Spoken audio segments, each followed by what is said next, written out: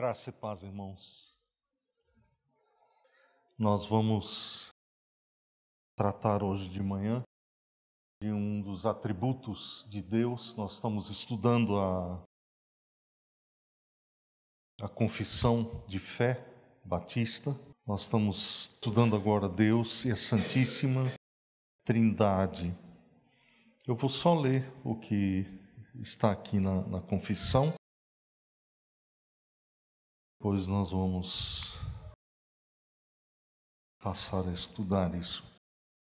Deus tem em si mesmo e de si mesmo toda a vida, glória, bondade e bem-aventurança. Somente Ele é autossuficiente em si e para si mesmo, e não precisa de nenhuma das criaturas que fez, nem delas deriva glória alguma, mas somente manifesta nelas, por elas, para elas e sobre elas a sua própria glória. Ele somente é a fonte de toda a existência, de quem, através de quem e para quem são todas as coisas, tendo mais soberano domínio sobre todas as criaturas, para fazer por meio delas, para elas e sobre elas tudo quanto lhe agrade. Todas as coisas estão abertas e manifestas perante Ele. O seu conhecimento é infinito, infalível e independe da criatura, de maneira que para Ele nada é contingente ou incerto.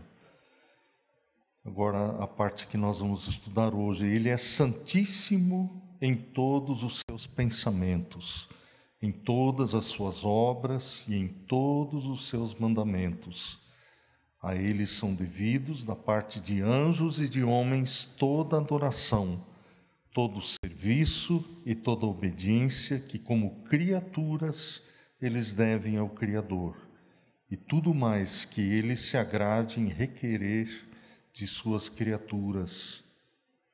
Ele é santíssimo em todos os seus pensamentos, em todas as suas obras e em todos os seus mandamentos.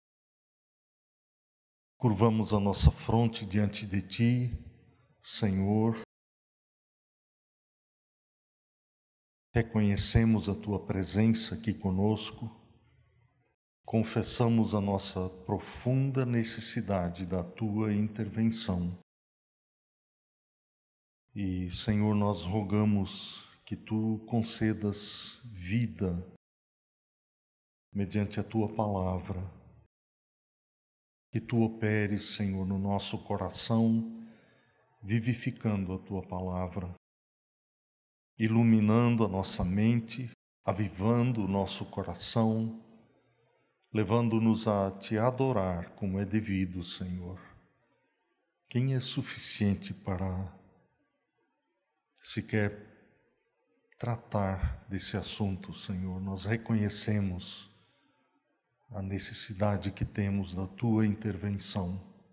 Queremos reconhecer que Tu és bom e misericordioso. Pedimos que nos abras a palavra e faças isso, Senhor, por Tua misericórdia. No nome de Jesus. Amém.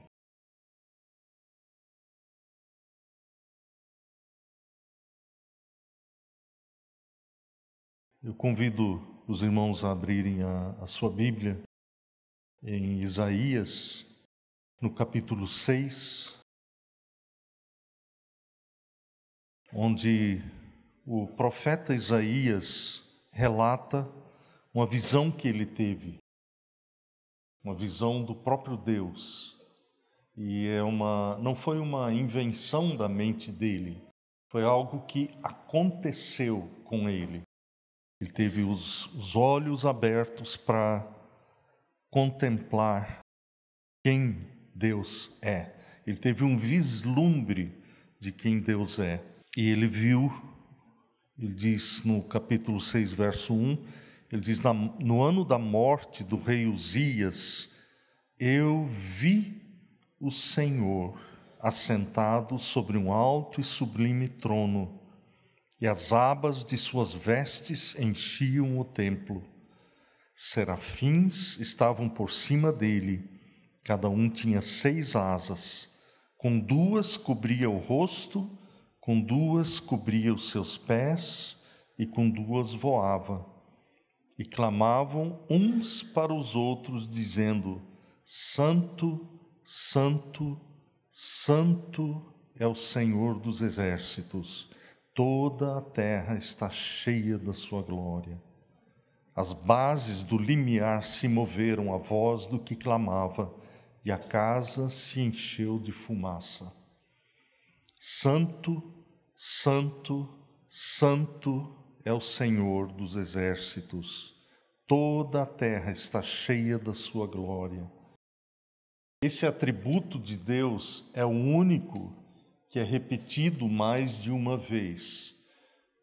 Sempre quando se fala do amor de Deus, da fidelidade de Deus, não existe nenhum registro nas Escrituras de que alguém repita mais de uma vez.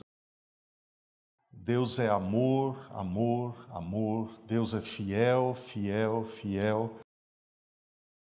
A santidade de Deus, o fato de que Ele é santo, isso sim é repetido pelos serafins, que são seres que habitam na presença de Deus. Eles repetem num coro, eles clamam, eles cantam em harmonia, exaltando esse atributo de Deus. Possivelmente, nós temos aí uma referência à Trindade, que nós estávamos agora há pouco cantando e exaltando, que o Senhor é Deus Pai, Deus Filho e Deus Espírito Santo. Então, possivelmente é uma referência a esse Senhor trino. São 3 pessoas, um só Deus. É claro que isso vai muito além do nosso entendimento. Nós não conseguimos entender isso, mas é isso que as Escrituras revelam. Agora, o que é esse fato, essa verdade a respeito de Deus, que Ele revela a respeito de si mesmo, o fato de Ele ser santo? Esse mesmo clamor aparece no final das Escrituras, em Apocalipse 4, versículo 8. Ele fala sobre os 4 seres viventes, que eles tinham, cada um deles, respectivamente, 6 asas. Então, está falando desses mesmos, ele está chamando de seres viventes, são os mesmos serafins, e ele acrescenta alguma outra coisa. Eles têm 6 asas, estão cheios de olhos ao redor e por dentro, não tem descanso nem de dia nem de noite, proclamando, anunciando: Santo, Santo, Santo é o Senhor Deus, o Todo-Poderoso, aquele que era, que é e que há de vir. Aqui há um outro elemento. Além de estar se referindo às 3 pessoas, pode estar se referindo também aos 3 tempos, o que era, o que é e ao que há de vir. Né? Santo, Santo, Santo. Não há mudança. Ele era, Ele é e Ele sempre será santo. Mas o que é esse atributo de Deus, esse aspecto do caráter de Deus? O que é essa santidade? Deus é comparado, o apóstolo João, na primeira epístola, ele diz que Deus é luz e não há nele treva nenhuma. Então, a luz, a santidade de Deus pode ser comparada à luz. Fala da pureza, que não existe mistura, não existe treva nenhuma. É a luz absoluta. O apóstolo Paulo diz que Deus habita em luz inacessível. Quando se trata de Deus, a própria confissão, ela usa termos que a gente precisa parar para pensar, parar para orar sobre esses termos, que são normalmente termos muito elevados, não são propriamente do nosso dia a dia. E esse aspecto do caráter de Deus, esse atributo de Ele ser santo, está falando não do aspecto, como Deus é espírito, está falando do aspecto moral de Deus. E nós temos que associar isso com os 10 mandamentos, com a pureza, com a limpidez, com a simplicidade de Deus, que quando Ele fala alguma coisa, é aquilo exatamente que Ele está querendo dizer. Ele não diz uma coisa pensando em outra. Isso seriam trevas, isso seria algo oculto, algo que não pode ser revelado. Geralmente a pessoa que diz uma coisa e tem outra intenção, ela está ocultando alguma coisa, ela não está andando na luz. E quando se fala no Deus santo, no Deus 3 vezes santo, o profeta Abacuque ele diz que Deus é tão santo, tão puro de olhos, que ele não pode contemplar a iniquidade. Não é que ele não veja a iniquidade, mas a iniquidade gera em Deus uma ira. Da mesma forma que uma doença no filho gera na mãe uma ira contra a doença que está consumindo o filho. Essa é a reação de Deus contra o pecado, contra aquilo que é treva.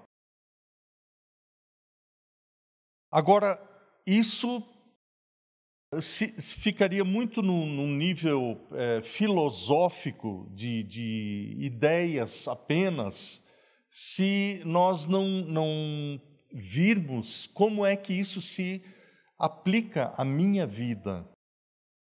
É mais ou menos como um boi no pasto. Eu estou passando, vejo um boi lá no pasto e acho interessante o bicho lá pastando e tal e tudo, mas ele não tem nada a ver comigo. Ele não faz a mínima diferença na minha vida. Não é meu o boi e ele não interfere no meu dia a dia. Mas no momento em que esse boi é transformado num bife ou num pedaço de churrasco, alguma coisa assim, e está no meu prato, aí sim eu posso cortá-lo, eu posso picá-lo em pedaços menores, posso ingerir e posso ser beneficiado, e sou beneficiado com esse bicho que estava lá longe.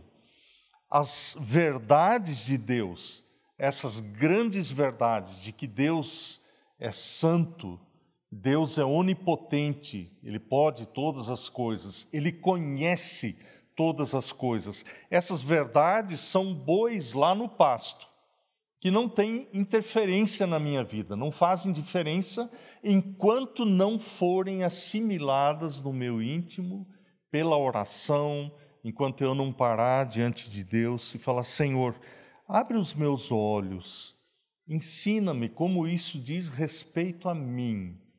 Qual é a diferença que essas verdades tão preciosas, tão grandes fazem para mim? E a santidade de Deus, o Danilo leu no Salmo 93, o último versículo, ele diz, o salmista diz: fidelíssimos são os teus testemunhos. Ele está falando com o Senhor. Aí ele diz: a tua casa convém a santidade, Senhor, para todo sempre. Então, ele vê o Deus santo E ele diz: a tua casa convém a santidade. É apropriado, isso é a coisa adequada. A casa de Deus. Quando ele está falando da casa de Deus, ele não está falando de um prédio. Ele está falando daqueles que são chamados por Deus e são chamados pelo apóstolo Pedro de casa espiritual, que nós estamos sendo edificados como parte dessa casa, da habitação de Deus. Deus não habita num prédio, Ele habita em pessoas, que Ele chama, Ele traz do pecado, Ele traz das trevas, Ele chama para a sua maravilhosa luz. E Ele passa a habitar dentro da pessoa a quem Ele regenera. Primeiro Ele regenera, primeiro Ele gera de novo pelo Espírito Santo. E aí Ele passa a habitar. Isso é maravilhoso. E aí a tua casa, Senhor, convém a santidade. Isso é apropriado, isso é, puxa, agora sim.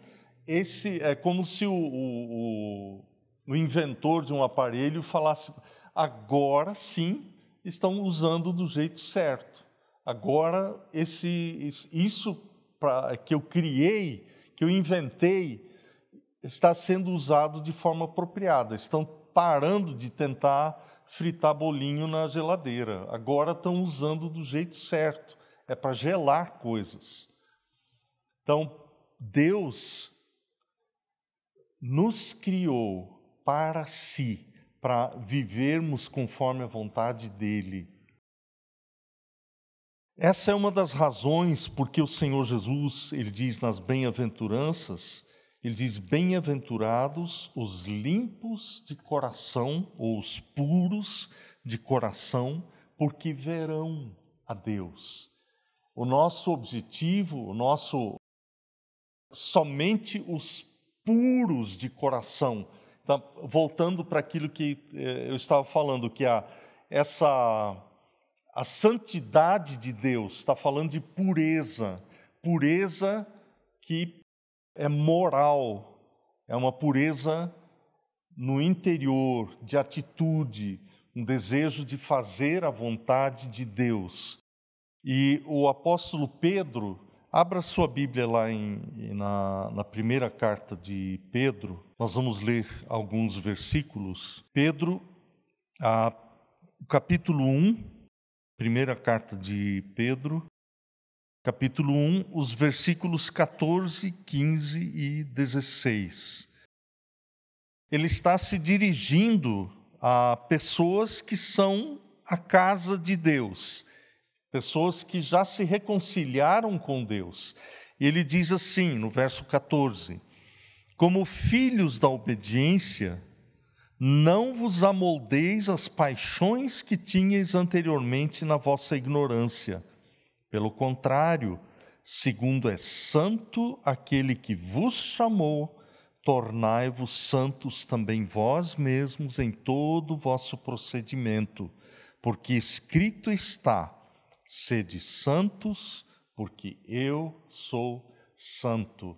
Ele usa uma referência lá do livro de Levítico, do Antigo Testamento, quando Deus diz para o povo: eu tirei vocês do Egito para vocês serem santos. Eu escolhi vocês, eu tirei do meio dos outros povos, chamei vocês para serem santos.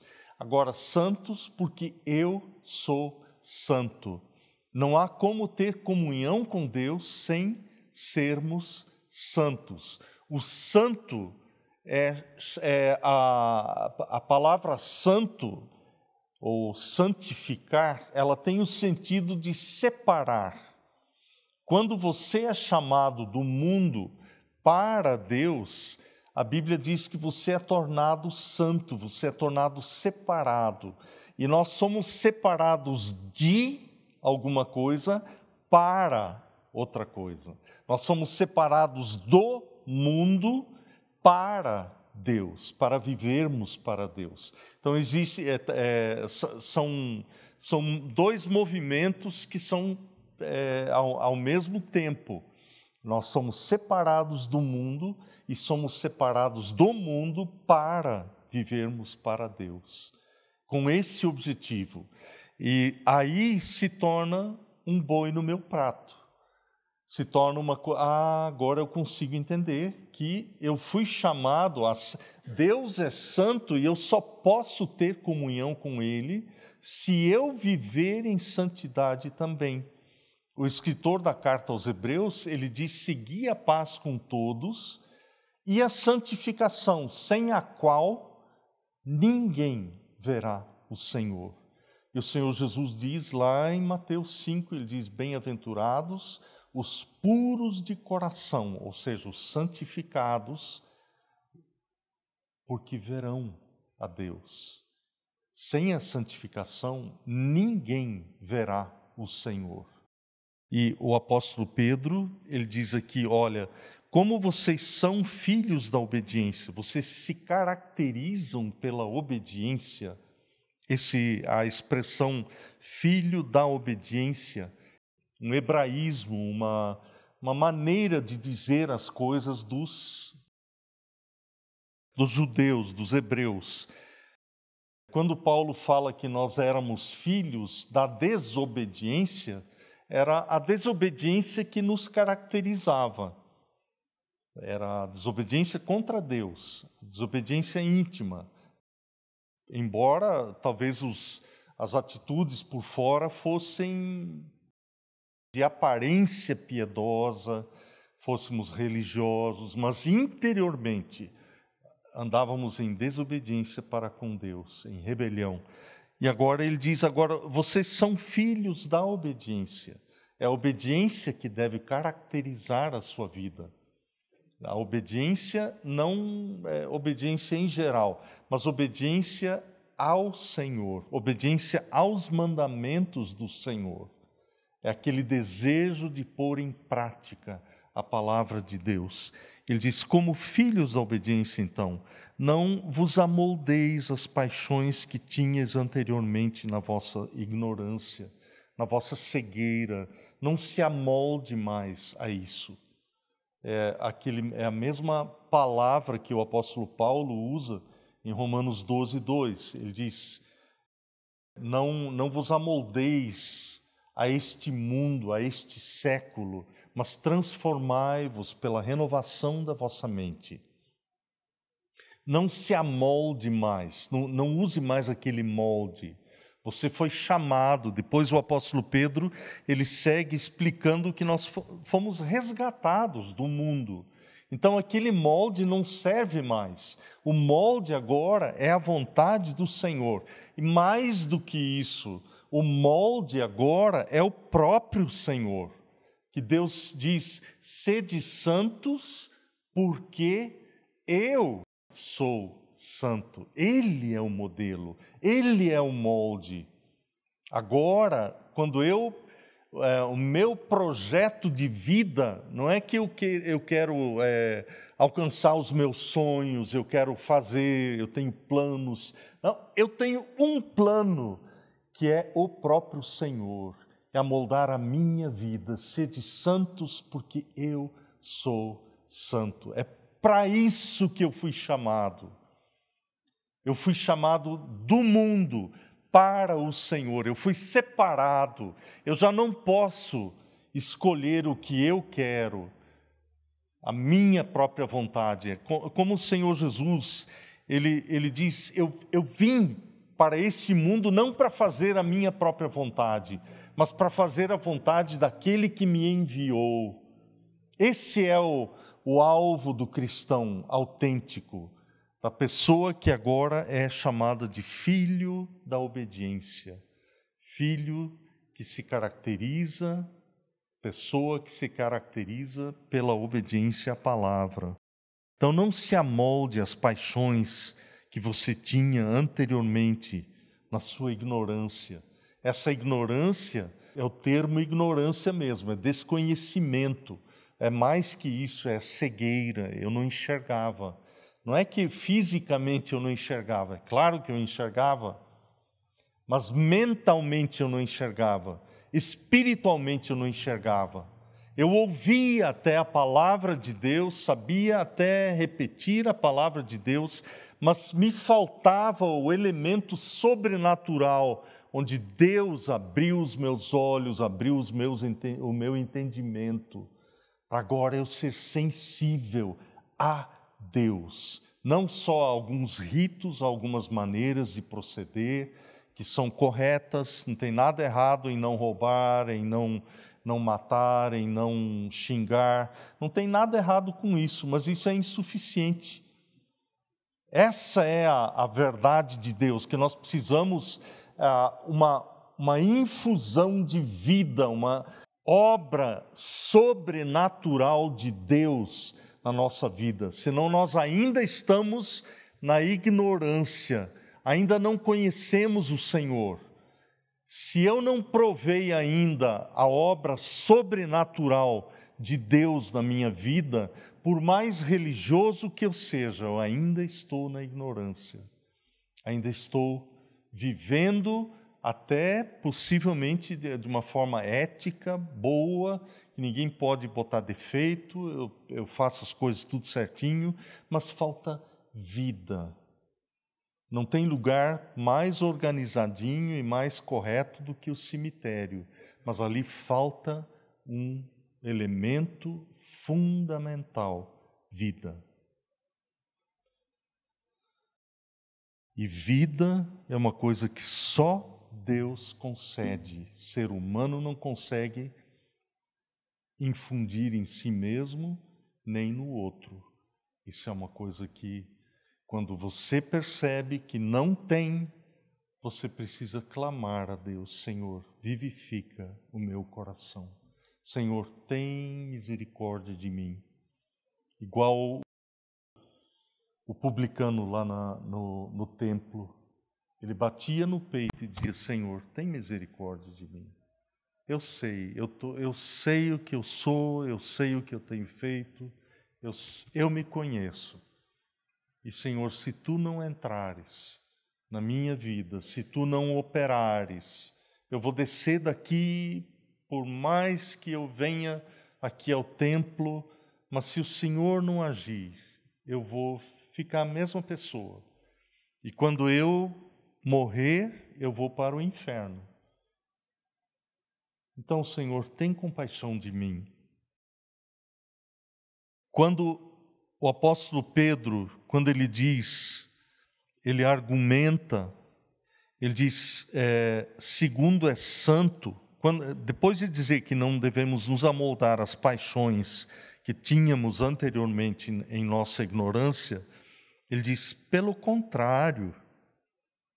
Então não se amolde, pelo contrário, segundo é santo aquele que vos chamou, tornai-vos santos também vós mesmos em todo o vosso procedimento, em toda a vossa maneira de viver.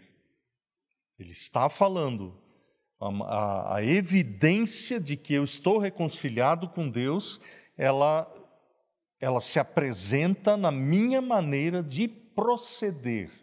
Quando eu falo uma coisa e faço a outra, faço diferente, é essa coisa que eu faço que é a minha verdadeira profissão de fé. Se eu afirmo uma coisa, mas faço diferente, é o que eu faço que vale, não o que eu falo. O Rondon não estava certo, né? Faço o que eu digo, não faço o que eu faço.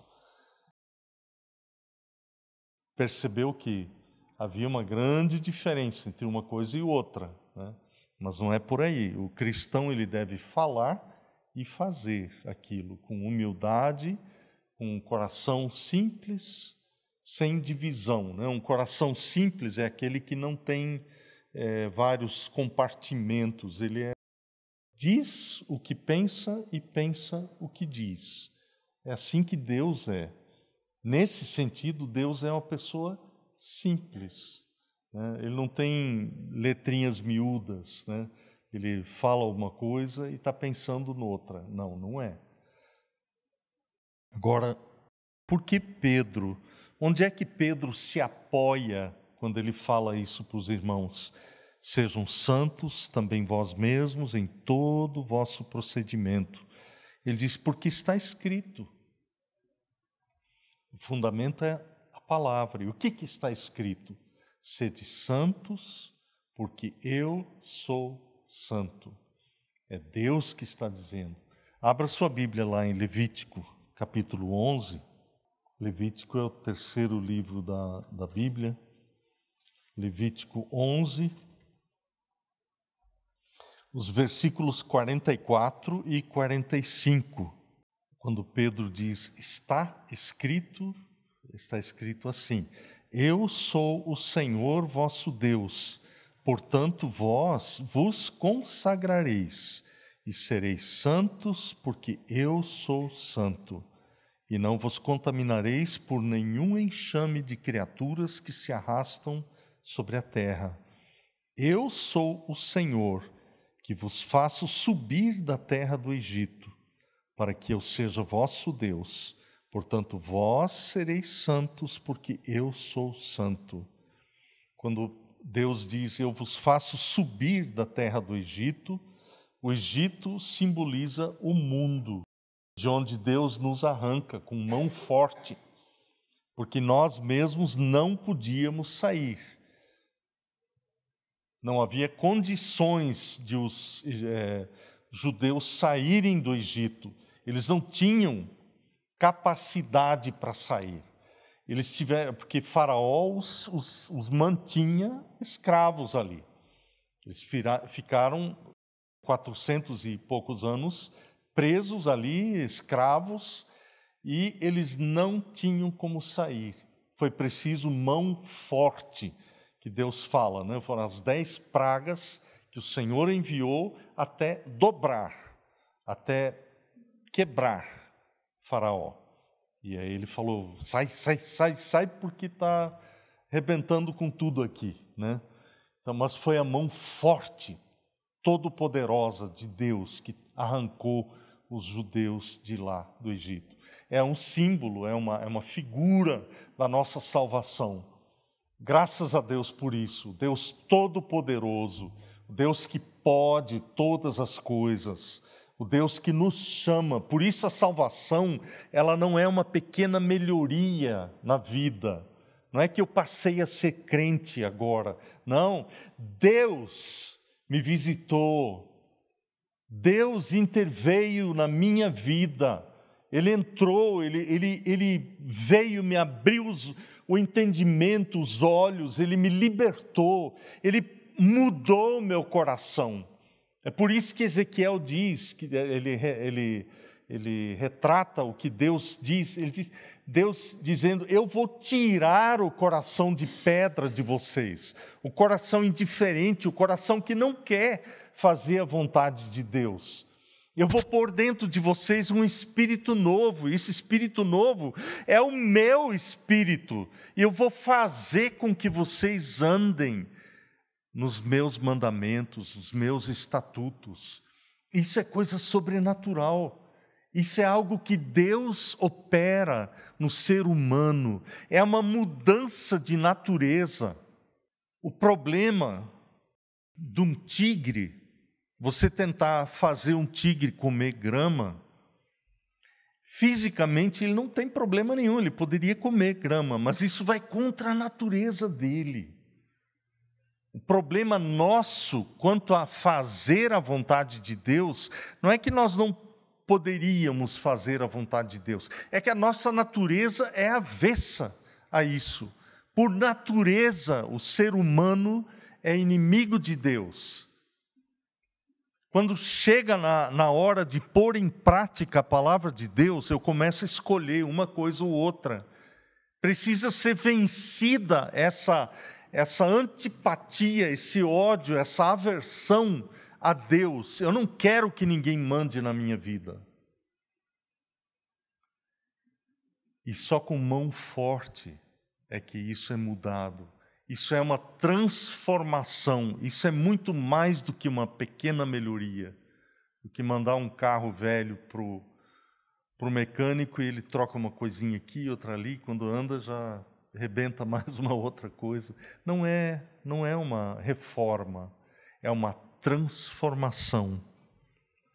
E é por isso que a palavra é tão clara, que Deus diz: sede santos, porque eu sou santo. Jeremias, ele registra a palavra de Deus, Jeremias 32.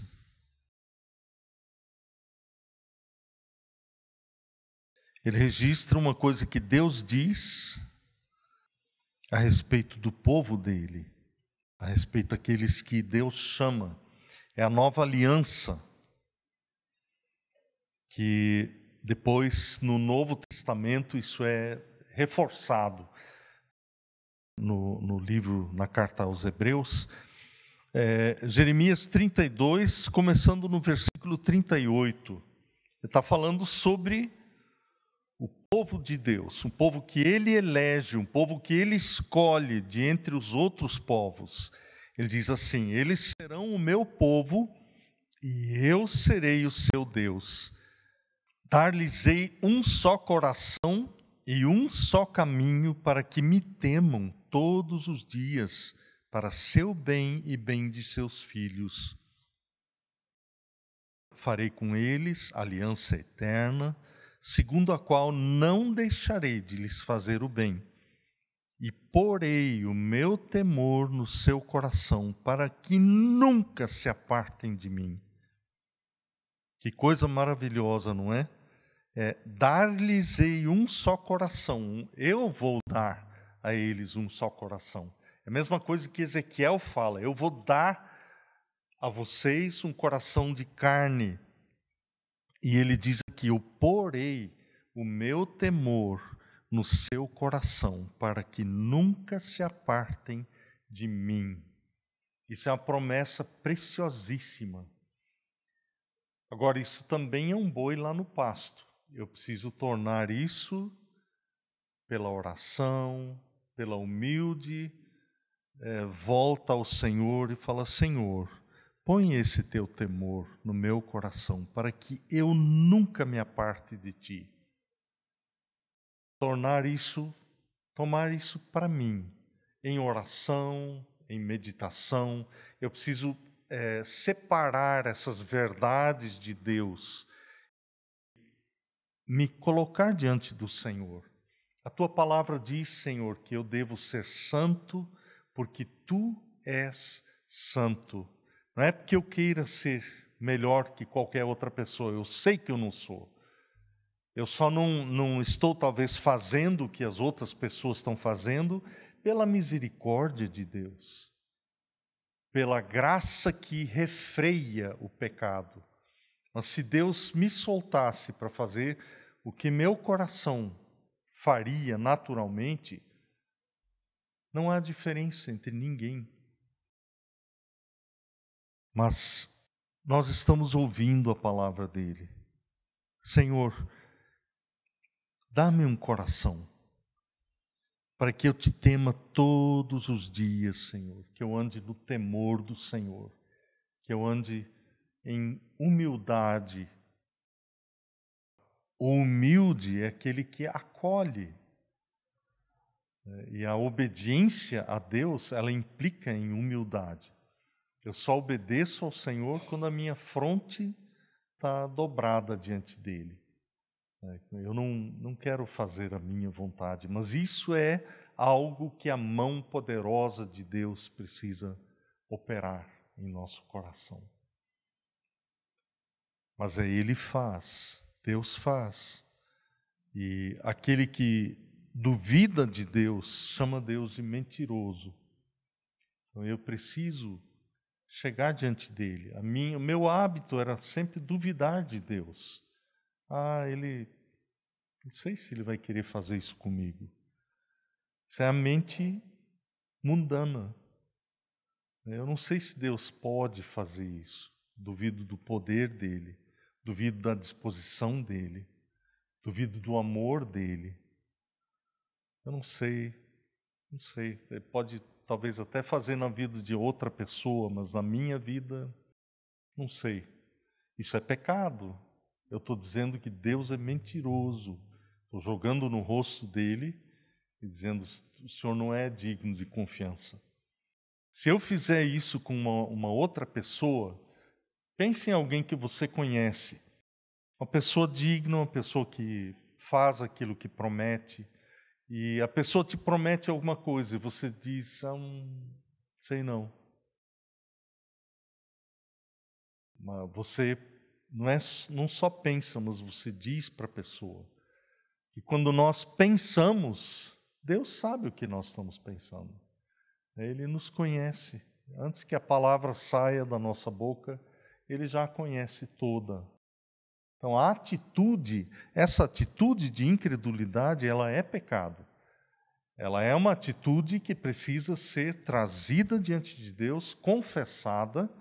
O apóstolo João diz: se confessarmos os nossos pecados, Ele é fiel e justo para nos perdoar os pecados e nos purificar de toda a injustiça.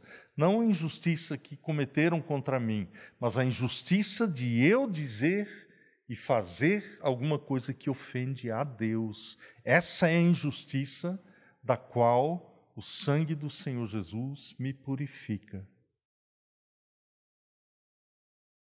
Que Deus nos conceda a graça, a misericórdia de andarmos de modo digno do Senhor para o seu inteiro agrado e andarmos não conforme as nossas paixões, da nossa ignorância, mas a simplicidade de coração, com o desejo de sermos santos como Ele é santo, em todo o nosso procedimento.